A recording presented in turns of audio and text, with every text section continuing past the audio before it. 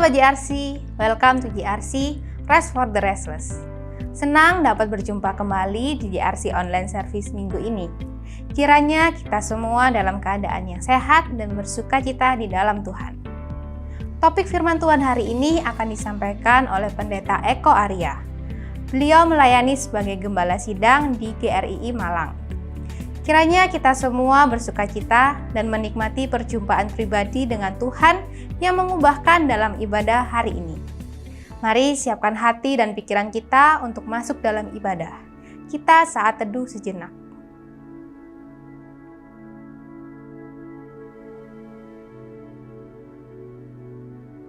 Arahkanlah hatimu kepada Allah dan yakinlah bahwa pertolongan kita adalah dalam nama Tuhan yang menciptakan langit dan bumi.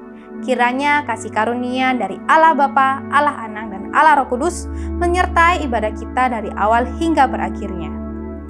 Bersyukurlah kepada Tuhan, panggillah namanya. Beritahukanlah perbuatannya di antara bangsa-bangsa. Masyurkanlah bahwa namanya tinggi luhur.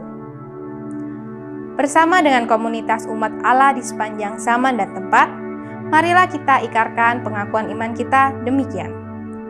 Aku percaya kepada Allah, Bapa yang Maha Kuasa, Khalik langit dan bumi, dan kepada Yesus Kristus, Anaknya yang tunggal Tuhan kita, yang dikandung dari Roh Kudus, lahir dari anak darah Maria, yang menderita sengsara di bawah pemerintahan Pontius Pilatus, disalibkan, mati dan dikuburkan, turun ke dalam kerajaan maut. Pada hari yang ketiga, bangkit pula dari antara orang mati, naik ke surga, duduk di sebelah kanan Allah, Bapa yang Maha Kuasa. Dan dari sana Ia akan datang untuk menghakimi orang yang hidup dan yang mati. Aku percaya kepada Roh Kudus, gereja yang kudus dan persekutuan orang kudus, pengampunan dosa, kebangkitan tubuh, dan hidup yang kekal. Amin.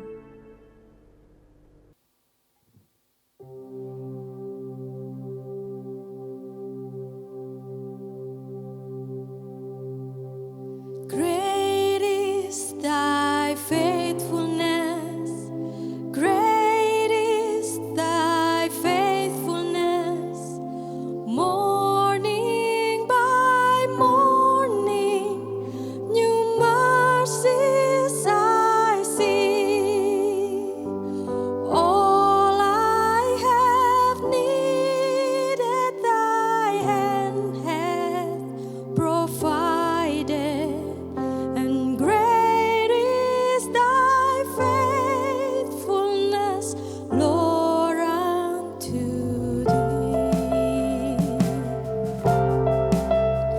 Jemaat yang terkasih, mari kita datang membawa penyembahan kita, karena kasih-Nya yang sudah luar biasa pada kita.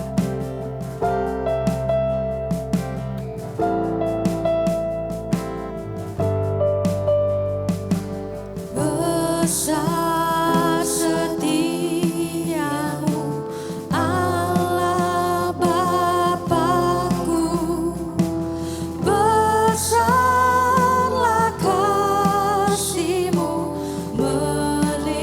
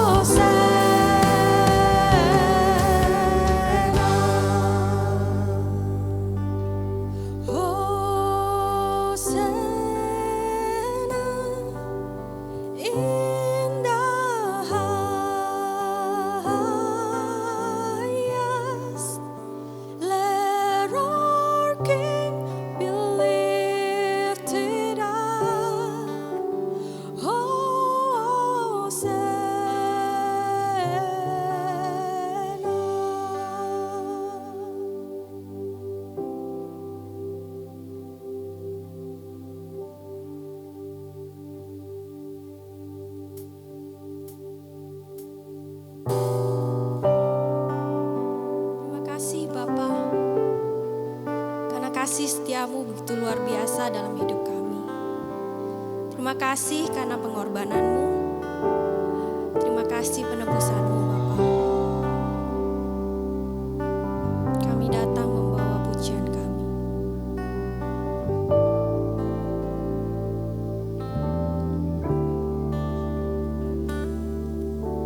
Saat ku masuk ke hadirat-Mu, bawa persembahan ke tempat kudus-Mu. Pujian ku naikkan, sembah ku berikan bagimu Allah yang mulia. Kau layakkan ku menghampirimu, melihat tata kemuliaan-Mu.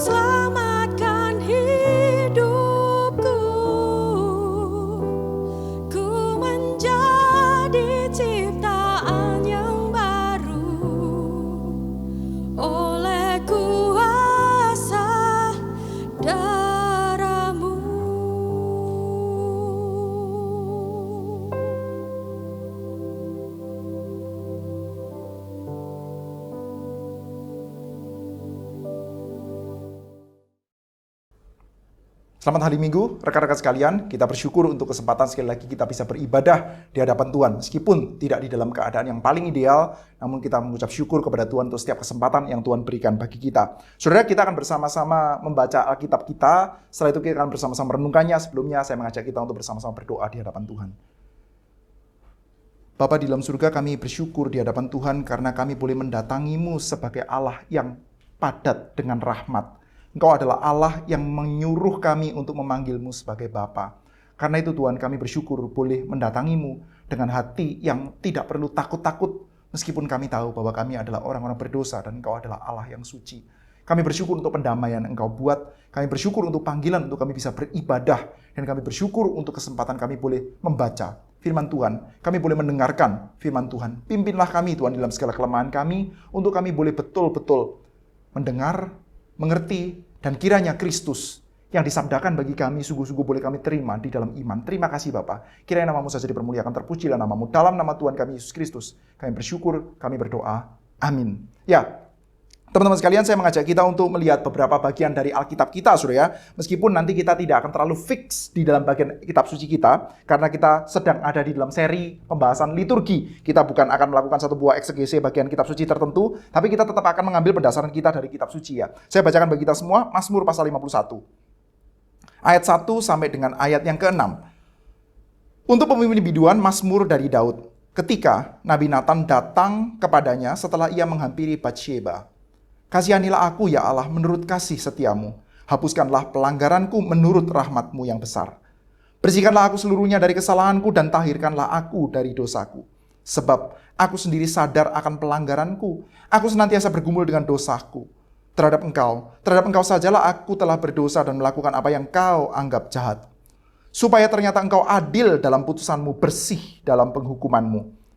Sampai di sini pembacaan Alkitab kita. Saya mengajak kita untuk melihat satu buah bagian lagi, saudara, yang melatar belakangi, saudara, doa di dalam Mazmur pasal 51 ini. Saya bacakan bagi kita semua dari 2 Samuel pasal yang ke-12, mulai dari ayat yang ke-10, saudara. Oleh sebab itu, pedang tidak akan menyingkir dari keturunanmu sampai selamanya, karena engkau telah menghina aku dan mengambil istri Uria, orang Het itu, untuk menjadi istrimu. Beginilah firman Tuhan, bahwasanya malapetaka akan kutimpakan ke atasmu yang datang dari kaum keluargamu sendiri. Aku akan mengambil istri-istrimu di depan matamu dan memberikannya kepada orang lain. Orang itu akan tidur dengan istri-istrimu di siang hari sebab engkau telah melakukannya secara tersembunyi, tetapi aku akan melakukan hal itu di depan seluruh Israel secara terang-terangan. Lalu berkatalah Daud kepada Nathan, aku sudah berdosa kepada Tuhan. Dan Nathan berkata kepada Daud, Tuhan telah menjauhkan dosamu itu. Engkau tidak akan mati. Sampai di sini pembacaan Alkitab kita. Ya, teman-teman sekalian, seperti yang kita semua tahu, saudara, kita sedang ada di dalam pembahasan seri liturgi. Kita sendiri beribadah di dalam satu buah gereja yang punya liturgi yang sangat terstruktur. Sebetulnya, saudara, kalau kita boleh jujur ya, nggak ada gereja atau bahkan tidak ada kehidupan manusia yang lepas dari liturgi. Kehidupan kita sehari-hari itu adalah satu buah kehidupan yang sangat liturgik. Banyak hal di dalam kehidupan kita yang kita lakukan secara otomatis saja. Secara liturgik, secara otomatis saja. Kita sudah hampir-hampir tidak berpikir lagi ketika kita melakukan itu. Dan memang kita adalah manusia yang memang hidupnya dengan cara demikian. Saudara, kita perlu sadar ya bahwa kita adalah manusia yang memang berpikir. Kita itu berpikir, kita itu menimbang, kita itu mempertimbangkan berbagai macam faktor yang besar, saudara. Lalu kita mengambil keputusan-keputusan tertentu. Iya, tetapi saudara, pada dasarnya, saudara, satu demi satu hal yang kita lakukan setiap hari, banyak diantaranya yang kita lakukan tanpa berpikir lagi. Ketika Anda menggosok gigi di pagi hari, bahkan ketika Anda berdoa sebelum makan, saudara, banyak diantara kita yang bahkan sudah tidak berpikir lagi, kenapa saya melakukan ini. Saudara, kalau saya tanya kepada Anda, mengapa Anda berdoa sebelum makan? Tentu, saya pikir sebagian besar diantara kita bisa menjelaskannya.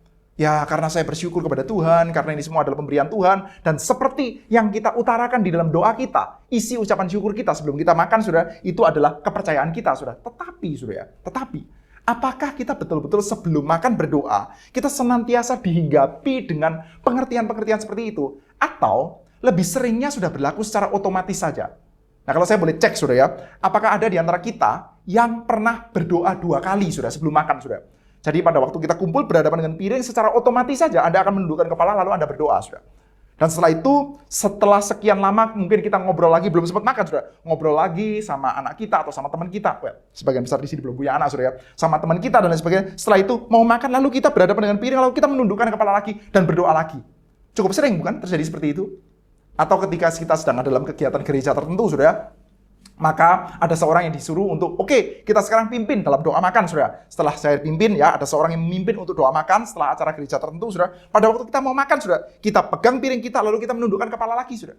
Kita berdoanya 2 kali, saudara. Seperti kayak berdoa yang tadi itu tidak afdol, saudara. Apakah doa yang tadi tidak afdol? Bukan. Kita tidak menganggapnya tidak afdol. Tetapi, saudara, kita berdoa sudah secara liturgik saja. Secara otomatis saja kita melakukan itu, tanpa kita memakai pertimbangan-pertimbangan lagi, saudara.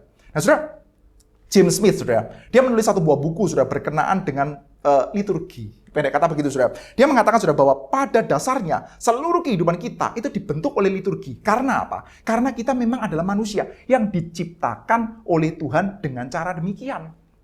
Jadi, manusia adalah makhluk yang mendambakan, yang mencintai, yang merindukan sesuatu. Dan kerinduan kita itu dibentuk oleh dan diajari oleh liturgi, saudara.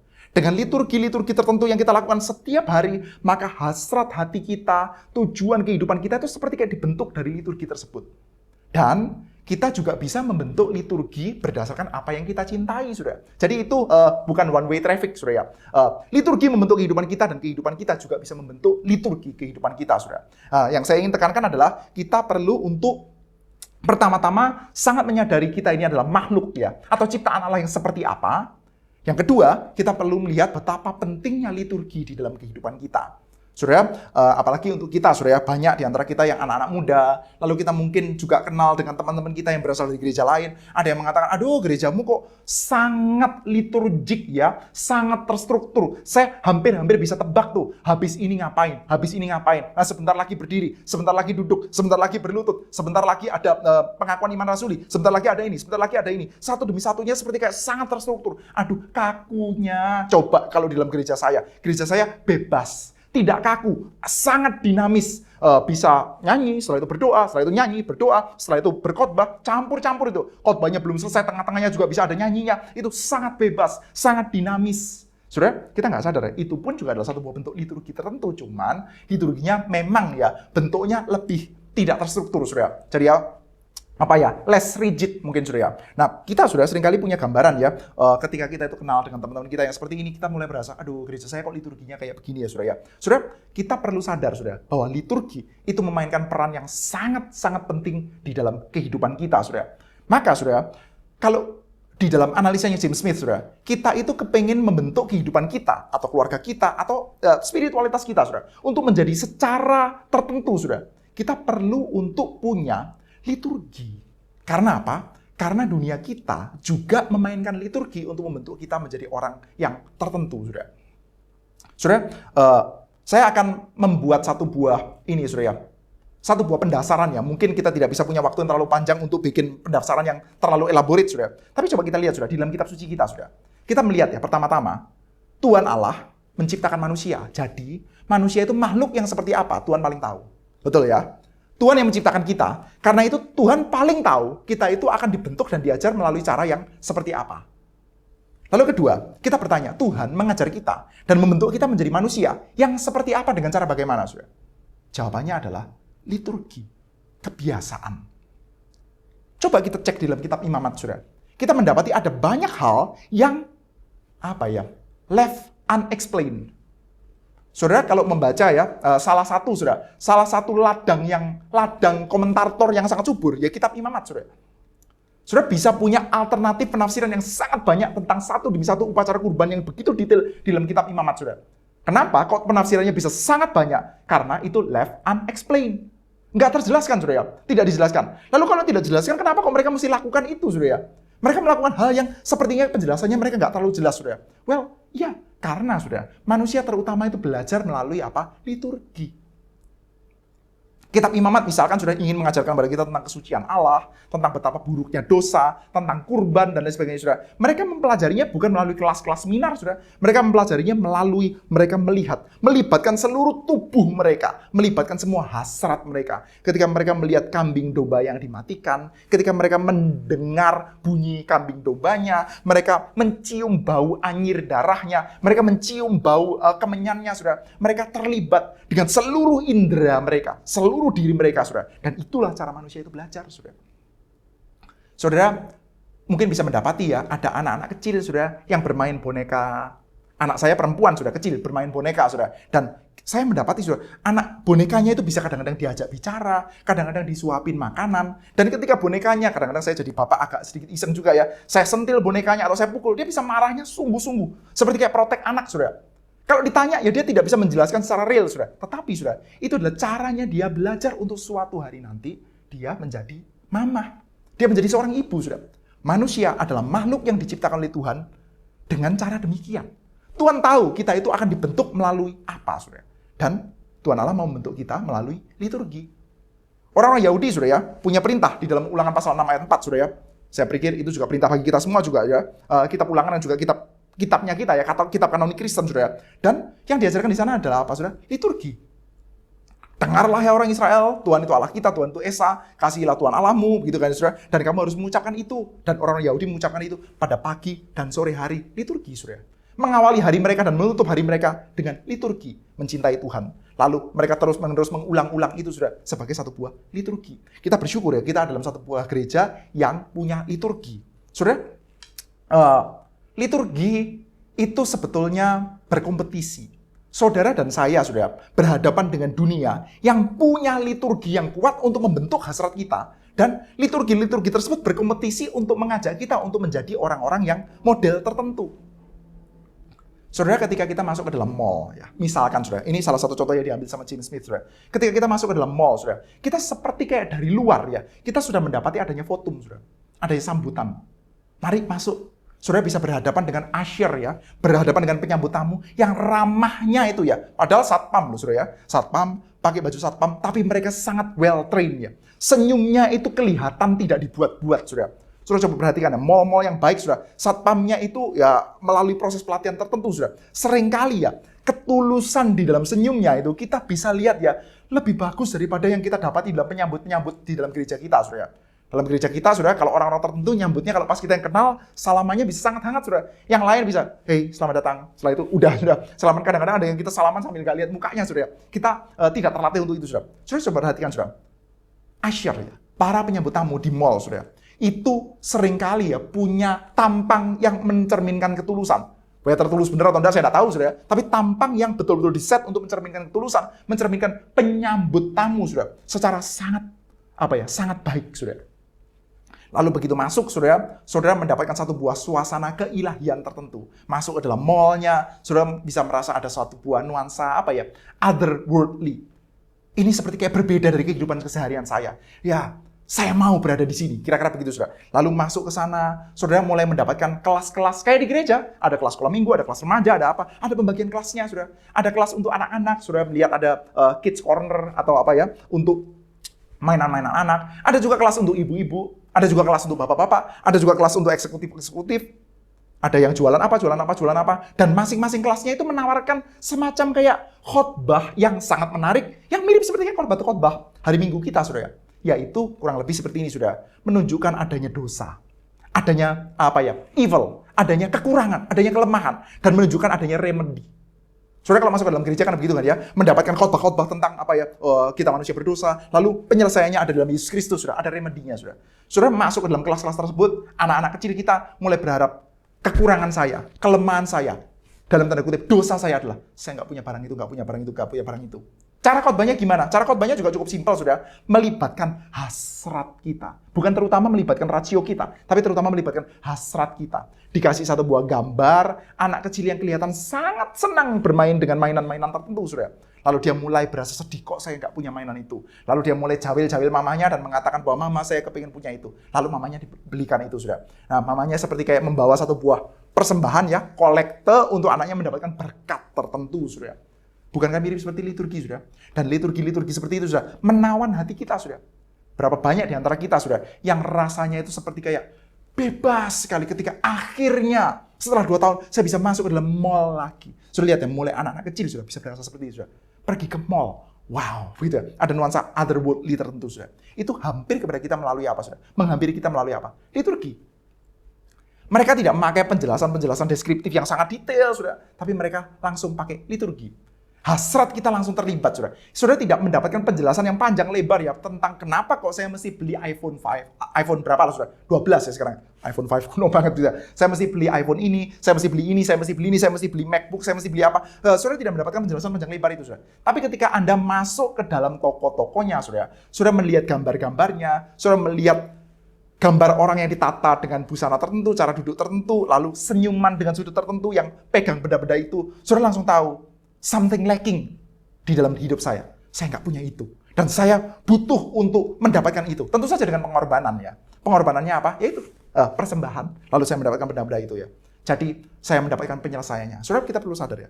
Kehidupan kita, hasrat kita, itu dibentuk melalui liturgi. Oleh karena itu, saudara, gereja juga perlu untuk jeli di dalam menanggapi liturgi yang disajikan dalam dunia kita. Dengan juga memakai liturgi yang saat ini kita miliki, saudara. Tentu saja, saudara, kita ingin liturgi kehidupan gerejawi kita juga sama dengan liturgi keseharian kita, saudara. Saudara, pertama-tama, saudara, kalau kita bicara tentang liturgi ya, kita perlu sadar, liturgi itu bersifat kompetisi. Liturgi A dengan liturgi B itu bersifat kompetisi, saudara. Pertama kita bicara secara garis besar dulu, saudara. Gereja kita, saudara, itu kan punya kalender liturgi. Kalender liturgi. Sebentar lagi, saudara, saya cukup berani untuk memastikan bahwa di dalam gereja ini, saudara, di dalam GKT, saudara, sebentar lagi akan mulai banyak nuansa, hiasan-hiasan tertentu, atau khotbah-khotbah tertentu, atau lagu-lagu tertentu yang berkaitan dengan Natal. Kenapa, saudara? Kalender liturgi. Memasuki bulan Desember, kita bicara tentang Natal. Memasuki bulan April, kita bicara tentang Paskah. Itu adalah kalender liturgi. Dan kita perlu sadar, saudara, kalender itu kompetisi, saudara. Kalender. Saudara juga punya kalender akademik. Di mana high season-nya itu adalah sekitar bulan Juni-Juli. Itu adalah kalender akademik. Kalender itu menunjukkan concern-nya kita ada di mana, saudara. Musim-musimnya kita itu ada di mana, saudara. Sekarang pertanyaannya, saudara. Kehidupan kita itu ya, arahnya itu disesuaikan dengan kalender yang mana, saudara. Satu demi satu tatanan kehidupan kita itu ditentukan atau disesuaikan dengan kalender yang mana, saudara. Jangan-jangan kalender akademik sudah lebih kita utamakan. Karena apa? Ya, karena ya kita percaya bahwa masa depan kita sangat dipengaruhi dengan kalender akademik kita, saudara. Namun, saudara, kita perlu sadar, saudara, gereja juga punya kalender, saudara. Punya kalender liturgi kita, saudara. Dan hal itu, saudara, untuk mengajarkan kepada kita bahwa, ingat ya, kita orang Kristen punya kalendernya kita. Punya liturginya kita sendiri. Dan liturgi ini akan mendidik hasrat kita secara khusus untuk mengarah kepada kecintaan kita kepada Allah, saudara. Dan hari ini, saudara, kita secara khusus akan berbicara tentang pengakuan dosa. Satu buah bagian yang saya tidak tahu ya, sadar atau tidak ya, ini ada di dalam gereja kita. Satu buah bagian yang sangat penting, saudara. Biasanya, saudara, ada pengakuan dosa, setelah itu ada kabar anugerah, setelah itu ada petunjuk hidup baru, saudara. Nah, saya tidak terlalu ingat, saudara, dengan urut-urutannya, tapi seingat saya, saudara, di dalam gereja kita ya, di dalam GKT ada seperti itu, saudara. Ada doa pengakuan dosa, setelah itu ada kabar anugerah, setelah itu ada petunjuk hidup baru, saudara. Saudara, apa pentingnya liturgi ini, saudara, di dalam pembentukan hasrat kita, di dalam pembentukan kehidupan kita, saudara. Saudara, pertama kita melihat, saudara, kita ingin ya bahwa liturgi, pengakuan dosa, lalu kabar pengampunan, itu mengajarkan kepada kita dengan cara yang sangat efektif tentang beberapa hal, saudara. Yang pertama, saudara, tentang keadilan, kebenaran, kesucian Allah. Oleh karena itu kita mengakui dosa. Kita mengaku dosa kita, saudara, karena kita menyaksikan kesucian Allah. Dosa, percakapan tentang dosa, saudara, itu senantiasa mesti dikontraskan dengan kesucian Allah. Kalau kita lihat Roma pasal 3, saudara, dikatakan apa? Semua manusia sudah berdosa dan kehilangan kemuliaan Allah, kekurangan kemuliaan Allah. Kita berdosa dengan berbenturan dengan kemuliaan Allah, saudara. Jadi, melalui liturgi kita, pengakuan dosa, kita mengakui bahwa Allah itu besar, Allah itu suci, dan Allah itu adil. Kita nggak tertarik, saudara, dengan model liturgi yang akhirnya nggak keluar ya. Kita ingin membentukkan liturgi dalam gereja kita dilakukan seserius mungkin, saudara. Sampai-sampai kita bawa di dalam kehidupan keseharian kita, saudara. Ada juga saudara, orang-orang Kristen saudara, yang setiap hari Minggu melakukan pengakuan dosa, tapi setelah itu saudara, hidupnya sepanjang hari itu boastful saudara. Itu kekristenan konyol saudara. Seperti kayak Tuhan itu bisa dibohongi ya. Sehari-harinya orangnya sombong saudara ya. Prideful, tapi saudara, masuk ke dalam gereja, ya mengatakan, ya kita kan orang berdosa ya. Itu omong kosong saudara. Itu kekristenan schizofrenia seperti itu saudara. Seperti kayak kepribadian ganda gitu. Kekristenan kita bukan kekristenan seperti itu, saudara. Kita bukan cuma Kristen di hari Minggu, saudara. Jadi ketika kita punya liturgi pengakuan dosa, ini adalah pengakuan bahwa Allah itu penuh dengan kemuliaan. Dan bahkan, saudara, kalau kita perhatikan dalam Mazmur 51 ya, ada kata-kata seperti ini ya. Terhadap engkau sajalah aku telah berdosa dan melakukan apa yang kau anggap jahat. Supaya ternyata engkau adil dalam putusanmu, bersih dalam penghukumanmu.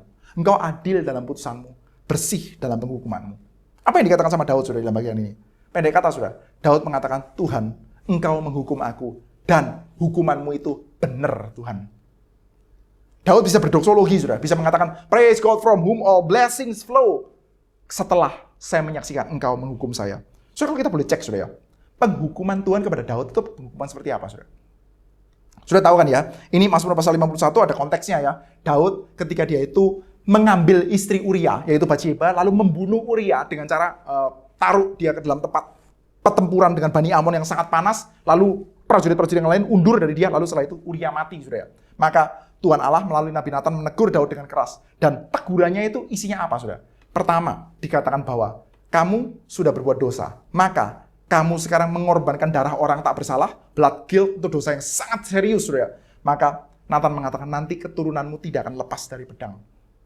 Saudara, kalau kita mengingat, saudara, sons of David, anak-anak Daud. Apa yang terjadi dengan anak-anak Daud? Apa yang terjadi dengan sons of David, saudara? Kacau. Kacau sekali, saudara. Kita mendapati ada perebutan kekuasaan antara Amnon sama Absalom, saudara. Yang dilakukan, Amnon memperkosa adiknya Absalom. Ini semua sama-sama anaknya Daud, saudara, dari istri yang berbeda-beda, saudara. Jadi Amnon akan memperkosa Tamar, saudara. Setelah itu mencampakkannya. Lalu Absalom membalas dendam, saudara, dengan cara membunuh Amnon. Ini sesama, saudara. Sama-sama anak Daud, saudara. Bunuh-bunuhan, saudara. Setelah Amnon dibunuh, saudara, Absalom akan kabur. Dan setelah itu, saudara, nanti ketika Absalom balik, Absalom itu akan memberontak kepada Daud, dan Daud kehilangan kerajaannya, saudara. Mengalami kudeta dari anak yang dia cintai sendiri, saudara. Kabur, saudara. Nggak cukup sampai di sana, saudara. Anaknya Daud, saudara, hasil perzinahannya dengan Batsheba akan dimatikan oleh Tuhan pada hari ke-7. Wah, ini menohok, saudara. Mati pada hari ke-7 itu menohok, saudara. Kenapa? Karena orang-orang Yahudi itu disunat pada hari ke-8.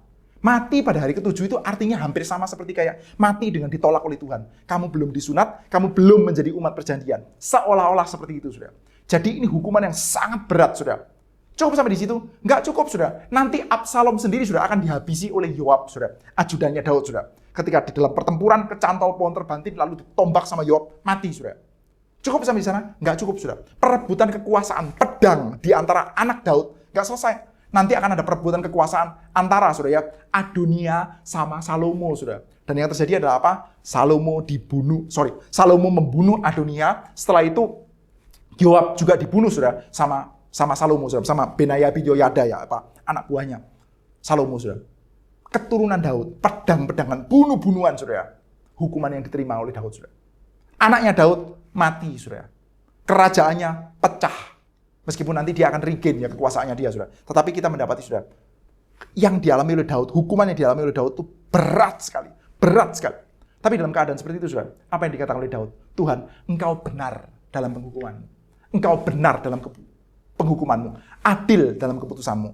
Orang yang bisa mengaku dosa, saudara, pengakuan dosanya itu baru bisa genuine, saudara.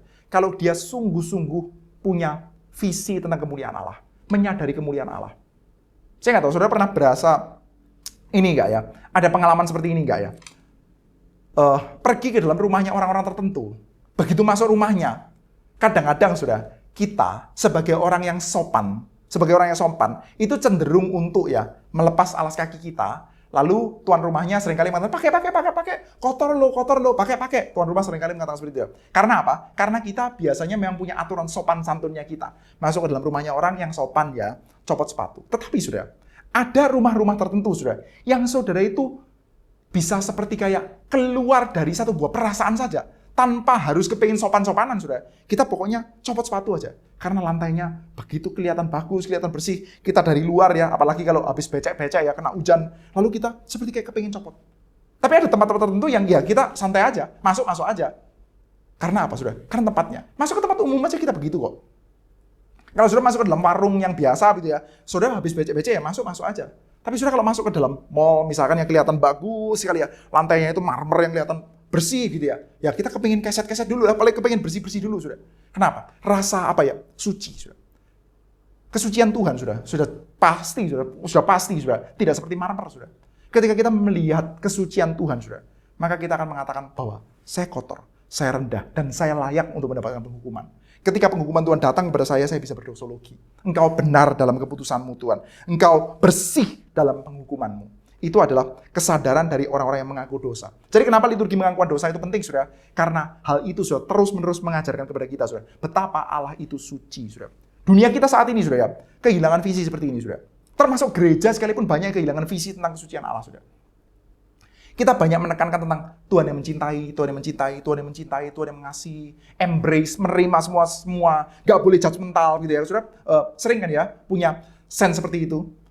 Saya aja saudara juga didesain ya, kalau bisa pakai baju jangan terlalu formal dan lain sebagainya. Ya ini nggak sampai formal banget ya. Kalau formal kan pakai dasi dan sebagainya, saudara. Supaya apa? Supaya kesannya itu lebih warm, lebih hangat, lebih merangkul, lebih menyambut, saudara. Tapi sudah lihat ya, sambutan-sambutan yang ada di dalam dunia kita itu seperti apa, saudara? Arahnya, saudara. Arahnya adalah tidak mengenal kesucian, tidak mengenal keadilan, tidak mengenal kebenaran, saudara. Isinya adalah apa? Ya merangkul, tapi apa? Nggak ada sense kesucian, saudara. Nggak ada kuasa transformasi untuk menyucikan juga, saudara. Gereja, saudara ya, banyak yang akhirnya, saudara, mencoba untuk seperti itu ya. Ayo kita mencoba untuk meraih anak-anak muda, gitu ya. Caranya gimana? Caranya ya, jangan judgmental, gitu kan ya. Kalau ada anak yang, misalkan, saudara ya, modelnya kayak jangkis, kita menerima semua. Saya pernah melihat satu buah gambar, saudara. Tentu saja gambar seni ya, gambar untuk menceritakan sesuatu, saudara. Ada Tuhan Yesus, saudara. Gambarnya itu ceritanya gambar Tuhan Yesus, saudara. Pakai kacamata hitam, pakai jaket kulit. Lalu dikelilingi dengan orang-orang jangkis, saudara ya. Ada yang pegang suntikan buat apa itu narkoba dan sebagainya. Ada yang mabuk-mabukan. Tuhan Yesus menerima semuanya, saudara. Tapi, saudara, itu bukan gambaran Alkitab, saudara. Gambaran Alkitab nggak kayak gitu, saudara. Apakah Tuhan Yesus menerima pelacur? Iya. Apakah Tuhan Yesus menerima orang-orang berdosa, pemungut cukai dan sebagainya? Iya, saudara. Tapi, saudara, mereka nggak dibiarkan tetap seperti itu, saudara. Mereka tidak kehilangan sense tentang kesucian Tuhan, saudara. Tuhan Yesus menyadarkan posisi yang jelas, saudara. Di dalam Yohanes pasal 8, saudara. Ini bagian yang cukup kontroversial ya. Ada orang yang mengatakan bahwa ini sebetulnya nggak terlalu masuk ke dalam bagian. Tapi nggak apa-apa, saudara. Kita ambil cerita itu, saudara. Ketika Tuhan Yesus berhadapan dengan seorang perempuan, saudara. Perempuan yang berzina, saudara. Dan kedapatan berzina, saudara. Dia bertanya, siapa yang menghukum kamu? Lalu dia mengatakan, nggak ada. Tuhan Yesus mengatakan, aku juga tidak menghukum kamu, tapi pergilah. Dan jangan berdosa lagi. Dia tidak menegak apa-apa, nggak apa-apa, saya menerima semuanya oke lah, fine, semuanya oke. Enggak, saudara. Nggak ada, saudara. Matius, pemungut cukai, saudara. Lewi, saudara. Menjadi pengikut Yesus. Ya, menjadi pengikut Yesus. Setelah itu gimana? Tetap menjadi orang-orang berdosa, saudara. Ya enggak, saudara. Kita mendapati di dalam kitab suci kita juga Zakheus, pemungut cukai, saudara. Setelah itu jadi apa, saudara? Dia memberikan hartanya dan setelah itu dia mengembalikan, saudara. Kalau dia mengatakan kalau ada yang aku perasa aku akan kembalikan 4 kali lipat, saudara. Betul-betul, saudara. Hidupannya ditransformasi, saudara. Gak ada ceritanya, saudara. Kita bertemu dengan Tuhan yang menerima, saudara. Tapi gak ada sense tentang kesucian Tuhan, saudara. Penerimanya dalam dunia kita itu penerimaan palsu, saudara. Itu bukan betul-betul menerima, saudara. Itu namanya apa? Namanya standar kesucian rendah. Suatu kali seorang pendeta senior di dalam GRI, saudara, di gereja tempat saya melayani. Beliau adalah orang yang sangat mahir di dalam bermain musik, saudara. Pada waktu itu saya sedang khotbah keluar, lalu beliau pergi ke GRI, saudara. Lalu dia main piano, lalu dia bilang, kok suara pianomu itu agak kurang bagus ya. Lalu saya texting dia balik, oh gimana Pak? Apa perlu di stem Pak? Atau apa perlu gini ya? Lalu dia mengatakan, belum sih. Lalu setelah itu sekian lama, dia WA saya lagi dengan agak rapid, saudara. Seperti kayak orang kesel gitu ya. Ini pengkhotbah tamu. Diundang, berani-beraninya kesel sama yang undang, saudara. Seperti kayak kesel gitu ya dia. Iya ini pianonya kayaknya kurang bagus ya. Masa besok kebaktian pakai piano ini gitu? Lo mau pakai piano mana lagi? Piano cuma satu gitu. Masa bisa nggak di stem dulu gitu? Terus setelah itu dia bilang, ini piano juga sudah nggak bisa di stem lah. Ini udah nggak bisa diapa-apain. Suaranya kayak pianonya bar nih. Ini buat main lagu jazz di bar itu lebih cocok tuh, buat memuji Tuhan nggak cocok ini. Udah kamu ganti piano aja. Saya pikir ini tamu kok ngatur-ngatur kayak begini. Ini mau apa sih orang ini ya? Pertama saya pikir seperti itu, saudara. Karena apa? Karena di dalam kuping saya dengerin piano itu baik-baik saja. Di dalam kupingnya dia, nggak baik-baik saja, saudara. Saudara, ketika saya mengatakan ya, piano ini baik-baik saja, dibuat kebaktian juga fine, oke, nggak apa-apa. Tuhan juga menerima, saudara. Saudara, pertanyaannya, saudara. Pertanyaannya adalah, saya itu ngerti nggak sih tentang standar bermusik, standar piano itu seperti apa, dan kemuliaan Tuhan dia layak untuk mendapatkan apa? Saya ngerti atau enggak? Kadang-kadang saudara, ketika kita toleran ya, apa kita itu menerima, semuanya oke, ya enggak apa-apa, semuanya oke. Simply karena kita nggak punya standar yang tinggi aja, saudara. Standar kita memang rendah, saudara. Ya, kita menerima semua, jangkis juga nggak apa-apa. Orang macam-macam lah ya. Suka mabuk-mabukan juga nggak apa-apa. Perokok berat yang kecanduan juga nggak apa-apa. Pecandu narkoba juga nggak apa-apa, saudara. Karena apa? Karena standarnya kita rendah. Bukan karena kita mengasihi, tapi karena memang standarnya rendah, saudara. Pengakuan dosa, saudara, bukan model demikian, saudara. Pengakuan dosa itu kita mengakui dosa. Kita confess dosanya kita, saudara. Kita adalah manusia yang berdosa di hadapan Tuhan. Saya nggak cocok dengan standarnya Tuhan, makanya saya mengakui dosa. Selanjutnya, saudara, ketika kita selesai mengakui dosa kita, saudara, kita mendapatkan kabar anugerah. Saudara, kalau kita lihat ya, di dalam ceritanya Daud, ketika dia berbuat dosa, saudara akan mendapati satu hal ya, yang berbeda sekali antara Daud dengan Saul, pendahulunya dia, saudara. Saul orang Benyamin ya, raja pertamanya Israel, saudara. Daud dengan Saul sangat beda dalam hal ini, saudara. Sama-sama mereka pernah berdosa, sama-sama dosanya berat. Bedanya apa? Daud itu mengaku dosa dengan rela. Saul meminta ampun dengan cepat dan otomatis. Minta ampun, saudara. Saudara, orang yang gampang minta pengampunan, itu adalah orang yang kurang menyadari dosanya. Orang yang sadar bahwa dosa itu serius, dia tidak gampang minta ampun, saudara. Dia akan mengakui, lalu merasa saya layak dihukum, tapi tidak gampang minta ampun. Orang yang gampang minta ampun, itu ya menganggap yang dilakukan itu kecil. Saudara, kalau ada satu orang teman, saudara, datang ya, tahu-tahu dia bawa gelas kopi, saudara, nggak sadar, agak ini ya, jalannya agak terburu-buru, tergesa-gesa, lalu kopinya itu tumpah di baju saya pas warnanya putih, lalu kena sedikit. Dia ngomong gimana? Sorry ya. Lalu saya, nggak apa-apa, nanti dicuci, nggak apa-apa. Dia bilangnya begitu, sorry ya. Tapi saudara, kalau misalkan ya, saudara yang sama itu, orang yang sama, saudara, kebut-kebutan naik motor, saudara. Lalu ada anak saya yang lagi diem nungguin saya khotbah di depan, ditabrak sama dia. Des! Setelah itu cacat, saudara, atau bahkan meninggal, saudara. Dia bisa nggak sih setelah itu datang kepada saya, ngomong, sorry ya, bilang begitu, saudara. Wah, itu kalau bilang begitu, saya pukulin sampai masuk UGD itu ya. Mungkin saya teruskan, bukan cuma sampai UGD aja itu. Saya bikin cacat juga begitu, kira-kira begitu, saudara. Berat sekali, saudara, kalau ketemu orang seperti itu ya. Kalau Anda melakukan perbuatan yang sangat serius, kita nggak akan gampang minta ampun. Sorry ya. Udahlah gitu aja. Nggak akan kita ngomong gitu, saudara. Tapi kalau kita tahu memang yang kita lakukan itu agak ringan ya, kita berani ya. Keinjak sedikit kakinya, sorry ya. Ya nggak perlu juga kalau keinjak kaki ya. Aku telah berdosa kepadamu. Mohon ampun ya, nggak perlu, saudara, jadi aneh juga kan, saudara. Tapi kita mendapati, saudara, kalau orang sadar kesucian, sadar yang dilakukan itu dosa, sadar yang dilakukan itu serius, saudara, dia tidak gampang minta ampun. Saudara coba perhatikan ya, dalam narasinya Daud, saudara. Ketika Nathan memberikan, kamu akan dihukum. Keturunanmu tidak akan lepas dari pedang. Nanti istri-istrimu akan ditiduri oleh anakmu di tempat terbuka. Begitu kan ya, sebagai satu buah lambang bahwa kekuasaanmu sudah aku ambil alih ya. Istri itu kan lambang kekuasaan, saudara. Lalu anakmu tidak akan lepas dari pedang. Lalu anakmu itu yang kamu berzina dengan Batsyeba akan mati, saudara. Setelah satu demi satu penghukuman itu dipaparkan, Daud mengatakan apa, saudara? Daud mengatakan, aku sudah berdosa. Ada confession of sin. Nggak berani cepet-cepet, udahlah gitu aja loh. Semua raja juga kayak begitulah. Nggak bilang gitu, saudara. Dia tidak bilang, minta ampun ya Tuhan. Nggak cepet-cepet mengatakan itu. Dia mengatakan, saya sudah berdosa. Saya sudah bersalah. Lalu, saudara, ada berita pengampunan yang diucapkan oleh Nabi Nathan. Tuhan menjauhkan kamu dari dosamu.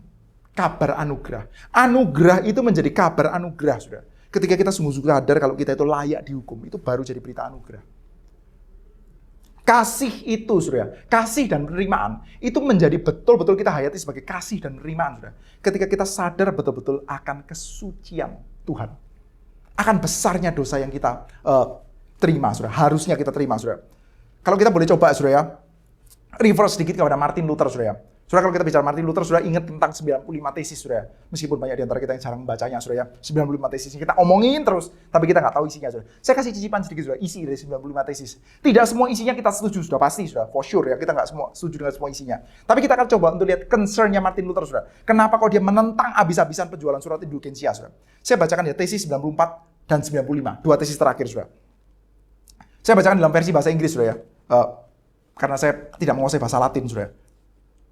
Christians should be exhorted to be diligent in following Christ, their head, through penalties, death, and hell. Selanjutnya, and thus be confident of entering into heaven through many tribulations, rather than through the false security of peace.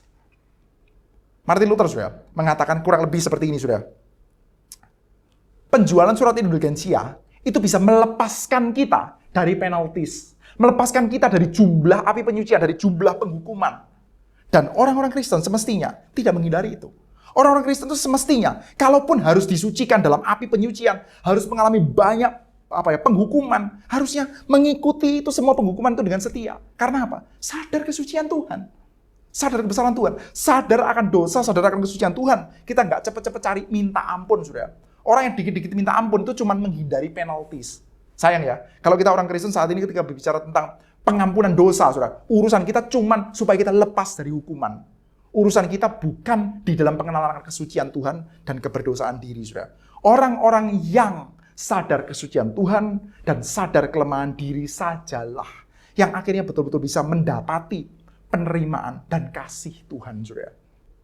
Itu yang kita dapati, saudara, di dalam absolution ya, di dalam ucapan ya, kabar anugerah Tuhan mengampuni dosamu di dalam Yesus Kristus, saudara. Kita mendapati adanya cinta kasih yang besar, saudara.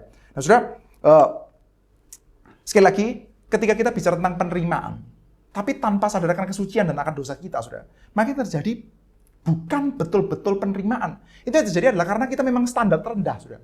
Tapi kalau kita tahu kesucian Tuhan, kita tahu kebesaran Tuhan, lalu kita menyadari kelemahan-kelemahan diri kita, maka kita diajar untuk, iya, saya adalah orang berdosa, saya layaknya mendapatkan penghukuman, tapi saya dikasihi, saya diterima.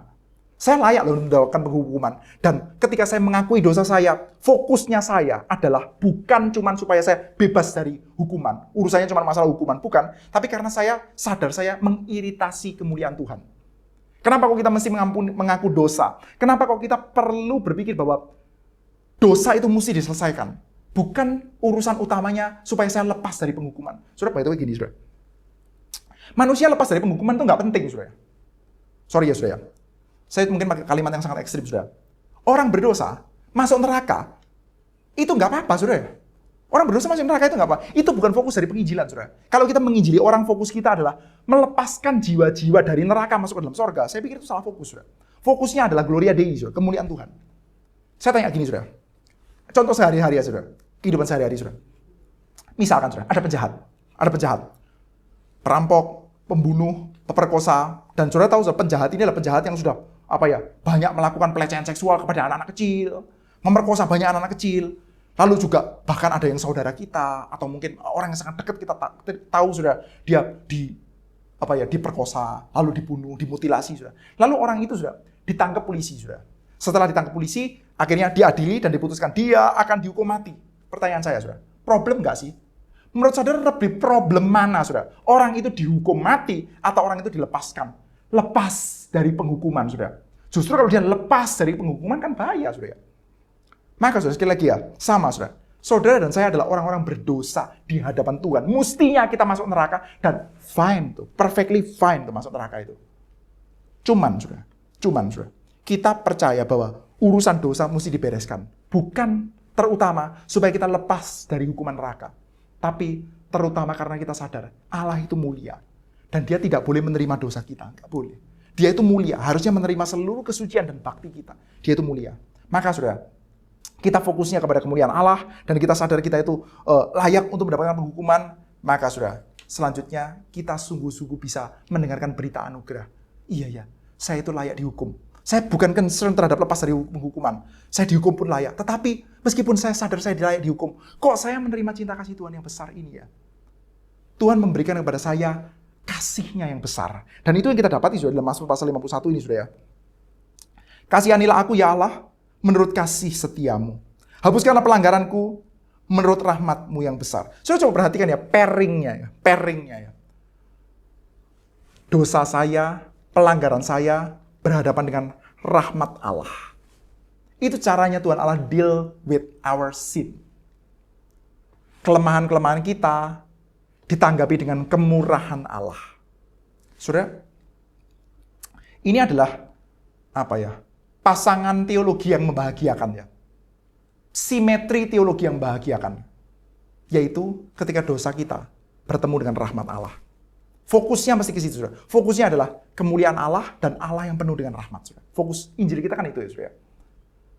Kalau kita meleset, saudara, fokusnya bergeser menjadi berfokuskan pada manusia, itu celaka, saudara. Kalau manusia itu fokusnya apa, saudara? Fokusnya kalau kita bicara tentang kelemahan kita, simetrinya kemana, saudara? Kelebihan-kelebihan kita. Kita kalau mau menerima orang lain ya dalam aspek sosiologi ya, menerima orang itu jadi teman kita, jadi kawan kita, atau jadi staff kita, bekerja bersama dengan kita, masuk dalam pengurusan YRC, itu kita biasanya timbang-timbangnya apa, saudara?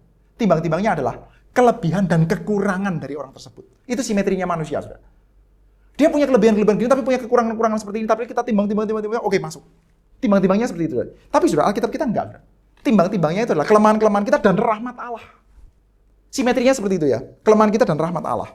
Kasihanilah aku, Tuhan, menurut kasih setiamu. Hapuskanlah pelanggaranku, bukan menurut kebaikanku yang juga agak lumayan. Daud, saudara, ini Daud. Daud itu kalau kita mau cek, saudara, kebaikannya juga jauh lebih lumayan daripada Saul lah, saudara ya. Jauh lebih lumayan daripada semua raja lain. Daud itu dijadikan raja standar, saudara. Raja-raja Israel, Yehuda, saudara, biasanya dijadikan standarnya apa? Daud. Dia melakukan apa yang benar menurut apa yang dilakukan oleh Daud. Standarnya Daud, saudara. Jadi kalau Daud mengatakan, Tuhan, menurut rahmat-Mu yang hapuskanlah pelanggaranku, menurut kebaikan-kebaikan yang aku pernah buat, sebetulnya juga mungkin agak bisa oke ya, saudara. Tapi enggak, saudara. Daud tidak mengerti teologinya seperti itu. Kalau kita bicara tentang sadar akan kemuliaan Tuhan, maka pairing ya, pasangan yang kita punya adalah kelemahan saya dikontraskan dengan rahmatnya Allah yang besar. Teologi seperti ini, saudara. Teologi Injili seperti ini, saudara. Ini punya dampak ya kepada sosiologi. Soteriologi Injili punya dampaknya kepada sosiologi. Kepada kita menerima sesama kita dan membiarkan diri kita untuk diterima oleh sesama kita juga demikian, saudara. Kalau kita, saudara ya, timbang-timbangnya adalah kamu boleh menjadi teman saya. Kamu punya kekurangan-kekurangan itu, tapi saya toh bisa mendapatkan manfaat dari kamu ini. Kamu punya kekurangan ini, tapi toh saya bisa mendapatkan manfaat ini, saudara. Saudara, ingat loh, soteriologinya kita itu seperti apa, saudara? Doktrin keselamatannya kita itu gimana, saudara? Doktrin keselamatan kita itu senantiasa kita latihkan. Bukan melalui kelas-kelas. Kelas itu baik ya, tapi terutama bukan melalui kelas-kelas. Tapi melalui apa? Melalui liturgi. Saya mengaku dosa saya, dan ada kabar pengampunan. Ada saya yang penuh pelanggaran, ada Allah yang penuh dengan rahmat. Itu soteriologi kita, saudara. Dengan soteriologi seperti ini, saudara, maka dampaknya adalah, saya tahu kamu punya pelemahan, tapi saya tahu juga rahmat Allah datang kepadamu. Saya juga menerima kamu. Saya juga minta diri saya diterima oleh kamu. Karena apa? Karena saya punya kelemahan, tapi ada rahmat Allah yang mendatangi saya. Kita ini sama-sama adalah orang-orang berdosa yang menerima rahmat-rahmat Allah. Menerima penerimaan dari Allah. Oleh karena itu kita bisa boleh saling menerima satu dengan yang lain. Beda ya, kalau soteriologi kita model soteriologi timbangan ya. Baik sama buruknya ditimbang-timbang, timbang. Banyak baiknya, oke masuk surga. Ternyata celakanya banyak buruknya, masuk neraka. Kalau isinya timbang-timbangan seperti itu, nggak heran ya. Kalau secara sosiologis ya, kita juga demikian ya. Timbang-timbang baiknya sama buruknya, kayaknya kok banyak buruknya. Ya wis lah, saya nggak usah kenal sama dia, saudara. Saudara, ingat ya, soteriologi kita seperti apa, saudara? Doktrin keselamatan kita itu terus kita latihkan melalui pengakuan dosa yang tiap minggu kita miliki dalam liturgi kita, saudara. Dan bahkan, saudara, terakhir ya, kita mendapati, saudara, bahwa dalam kehidupan kita ini, saudara, sebagai orang-orang Kristen, kita tahu, saudara, ketika kita bicara tentang perimbangan dosa kita dan rahmat Allah, kita bicara ini kan seperti kayak masih secara konseptual ya. Dosa kita, rahmat Allah. Dosa kita, rahmat Allah. Ketika kita bertanya, rahmat Allah kayak gimana tuh Tuhan? Rahmat Allah yang menerima saya, mencintai saya, mengampuni saya, modelnya kayak gimana tuh? Saya kepengen lihat tuh secara palpable, secara konkret. Kayak gimana ya? Katanya liturgi, melibatkan seluruh tubuh. Saya ingin mendapati secara sungguh-sungguh. Cinta Allah itu saya kepengen lihat tuh. Kayak gimana, saudara? Saudara dan saya boleh traveling, saudara. ke Golgota. Bukan sekarang sih ya, 2000 tahun yang lalu. Kita bisa traveling ke Golgota melalui ini sudah ya, Wikipedia-nya Golgota sudah ya, bukan Wikipedia lah ya, potretnya Golgota, saudara, lukisan Golgota kita bisa saksikan di dalam Alkitab kita, saudara. Saudara melihat ada anak Allah yang berdarah di atas kayu salib, saudara. Itu adalah ongkosnya. Waktu dia bicara tentang kamu punya pelanggaran dan ada penerimaan dan cinta kasih Allah. Semuanya kita bisa saksikan di sana, saudara. Saudara, ketika kita menyaksikan itu, saudara, itu menjadi satu buah pembentuk, saudara. Kiranya ya, liturgi, pengakuan dosa, kabar anugerah, berita hidup baru, boleh betul-betul menjadi satu buah kabar yang Injil yang sekali lagi terreaplikasi, menghidupkan kita. Di satu sisi kita menyadari, Tuhan Engkau begitu mulia, saya begitu berdosa. Di sisi yang lain, kita juga berbicara tentang Tuhan saya berdosa, Engkau begitu mengasihi. Ingat ya, pertama ya, Tuhan Engkau begitu mulia, saya begitu berdosa. Yang kedua, Tuhan saya begitu berdosa, tapi Engkau begitu mengasihi. Selanjutnya, kita akan melihat sekeliling kita. Engkau adalah orang berdosa. Saya nggak perlu menutup-nutupi orang dengan apa ya. Kita kadang-kadang kalau konseling sama orang ya, kamu jangan gitulah sama dia, gimana, dia ada baiknya juga loh, kan gitu ya. Kita sering kali konseling orang seperti itu, saudara. Tapi saudara, dengan soteriologi kita, yang kita terus-menerus utarakan di dalam pengakuan dosa kita, saudara, maka kita akan tahu, saudara. Ketika kita deal dengan orang lain, kita juga akan mengatakan, kamu tahu ya, dia memang punya banyak kelemahan seperti itu, tapi kamu ingat ya, Yesus juga mati buat dia loh. Yesus juga mati buat kamu. Kita tidak bikin perimbangan, timbang-timbangan seperti itu, saudara. Karena itu keluar dari soteriologi kita. Soteriologi kita itu adalah sola gratia, saudara. Jadi kita mengatakan bahwa saya lihat orang lain, dan saya juga melihat diri saya sendiri.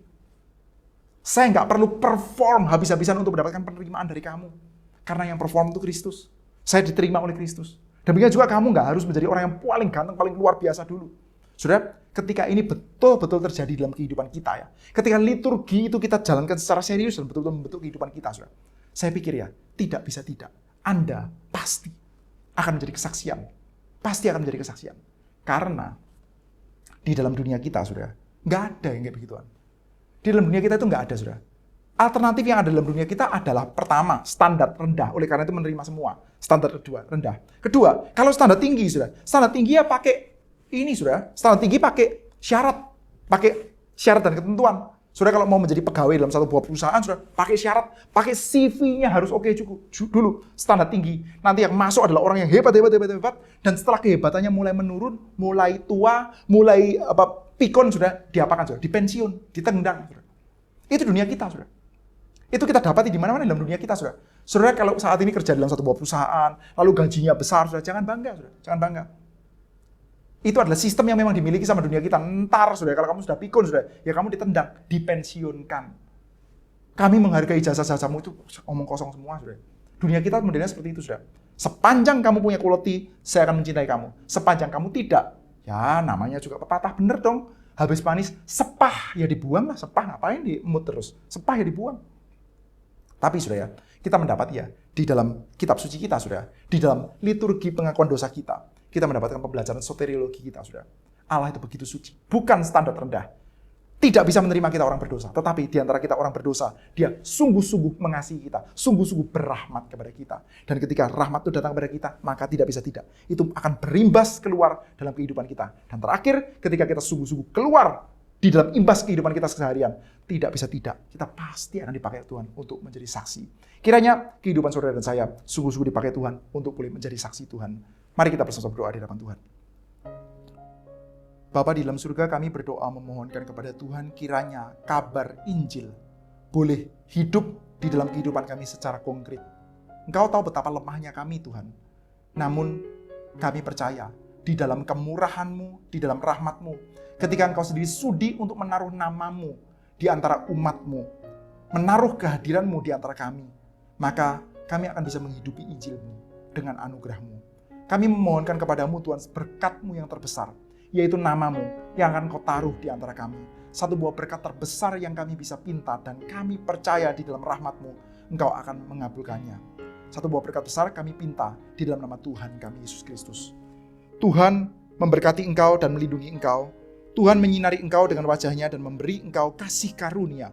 Tuhan menghadapkan wajahnya kepadamu dan memberi engkau damai sejahtera. Amin.